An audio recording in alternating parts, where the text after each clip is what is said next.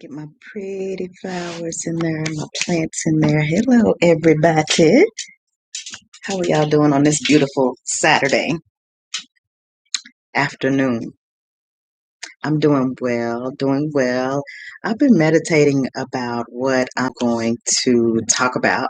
Just came out of meditation, and this is going to be a pretty quick video. Hello to the subscriber that was in here, but this is going to be pretty quick. While I was meditating, and this is for me, but this is also for me to share.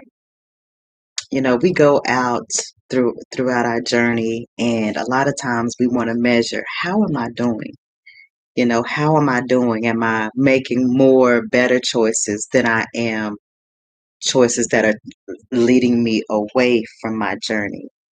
And we ask ourselves, how can I tell how well I'm doing? If I were to give myself a grade in my personal spirituality, because we both know that within spirituality, if we are cultivating our spirituality, the rest of our life will fall into place. Because what our spirituality will do, it will lead us to the areas that need some attention. By feeling uncomfortable. So, um, in saying that, one of the ways, there are a couple of ways. There are two ways that I'm going to share with you today. So, if you want to find out how well you're doing in your spirituality, how well you're doing in your walk, um, this is one way you can do it. You can be the teacher, put yourself in teacher mode, and then look at yourself as the student and judge. And judging is not a bad thing. This is, I'm judging how am I doing based on my um, understanding of good and evil, or dark and light, because I want to balance them out. I'm not saying don't be dark. I'm not saying don't be light. But what I'm saying is we need both of them to be balanced, the darkness, the light. We need both of them to be balanced. So you want to go straight down the middle of the road. um, you want to, and when I say darkness, I mean things that most people are uncomfortable with. For instance, boundaries, setting boundaries for every relationship you have. But at the same time, being firm yet tender. Both of those are a balance in how you require to be handled. Okay. So when you look at yourself from the teacher position, and then you look at yourself at the student, which you are the student as well, then you'll be able to give that student a grade. Is this student an A plus student?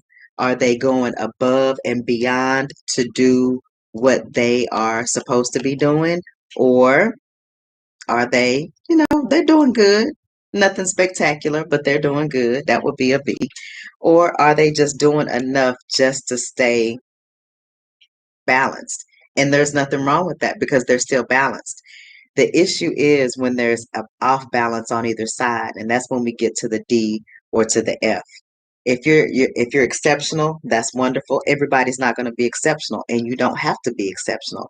But at the same time, you want to balance that as well. You don't want to always strive to be the best, but you always want to give your best effort. Understand? We're talking about balance. We're talking about balance, and when we're able to balance ourselves and our lives, that's when we're able to reap the harvest. Okay. One of the things that Spirit spoke to me while I was in meditation, and the reason for coming on here, was if you want to judge how your relationship is with your ancestors, look at your ancestor altar. Is it clean? Is it well kept? Is there a beautiful connection between the two that feeds both entities? Are your candles lit? Um, yeah, so, but if it's ashes everywhere and the room is just real dirty and you can clean it. Sometimes I know wherever we have our altars, we don't have a lot of control over it, but the area that the altar is in, is it clean? Is it kept? Is it beautiful? When you walk into it, is there a connection? When you walk into that area, is it a connection between you and your altar? This is how you know the type of relationship you have with your ancestors. Are you connected with them? And so, if not, for instance, today, my altar had gotten a little bit out of array, a little bit cluttery, a little bit dirty. And so during my morning time with my ancestors, I cleaned it up and I redecorated and put extra candles and added more earth elements, added more fire elements. Um, and then there was a more renewed connection.